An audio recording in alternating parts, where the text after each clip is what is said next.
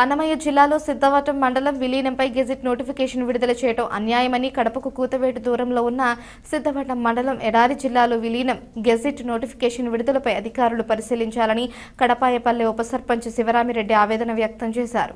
ఈ సందర్భంగా ఆయన మండలంలోని కడపాయపల్లె గ్రామంలో తన నివాసంలో మంగళవారం మాట్లాడుతూ అన్నమయ్య జిల్లా రాయచోటిలో సిద్ధవటం మండలాన్ని విలీనం చేసినట్లు గెజిట్ నోటిఫికేషన్ విడుదల చాలా అన్యాయమని కడప పట్టణానికి అతి స్వల్ప వ్యవధిలో ఉన్న సిద్ధవటం మండలాన్ని 85 కిలోమీటర్ల దూరంలో ఉన్న అన్నమయ్య జిల్లా రాయచోటి కరువు జిల్లాలు విలీనంపై మండల ప్రజలు ఆగ్రహం వ్యక్తం చేస్తున్నారని అధికారులు పరిశీలించి తగు చర్యలు తీసుకోవాలని కడప పట్టణానికి త్రాగునీరు సిద్ధవటం పెన్నా నది నుంచి అందిస్తున్నామని నీటి వివాదాలు తలెత్తకుండా సిద్ధవటాన్ని కడప జిల్లాలో విలీనం చేయాలని లేని పక్షంలో ప్రజల ఆగ్రహానికి గురికాక తప్పదన్నారు.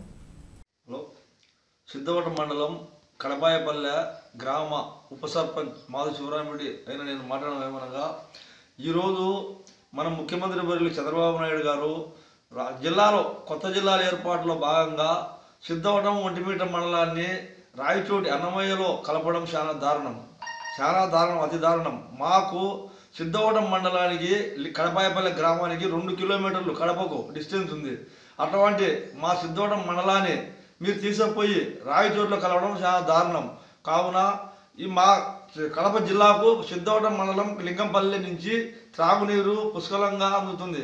గ్రామ ప్రజలందరూ కలిసి మేమందరం ముక్తకంఠంతో కోరుకునేది ఏమనగా దయవుంచి చంద్రబాబు నాయుడు గారు మీరు సిద్ధవటం మండలాన్ని అన్నమయ్య జిల్లాలో కలపడం మానుకొని మమ్మల్ని యథాతథంగా కడప జిల్లాలో ఉంచాలని మేము ప్రార్థిస్తూ మనం విన్నవించుకుంటున్నాం. కావున దయవుంచి మీరు ఎటు చూసినా కూడా కడప జిల్లా కడప హెడ్ క్వార్టర్కు లింగంపల్లె గ్రామం 2 కిలోమీటర్లు ఉంది.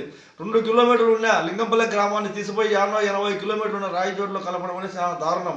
కావున మీరు పునరాలోచన చేసి దయవుంచి మా సిద్ధవటం మండలాన్ని మాత్రం కడప జిల్లాలో ఎట్టి పరిస్థితుల్లో పెట్టవలసిందిగా ప్రార్థిస్తున్నాం.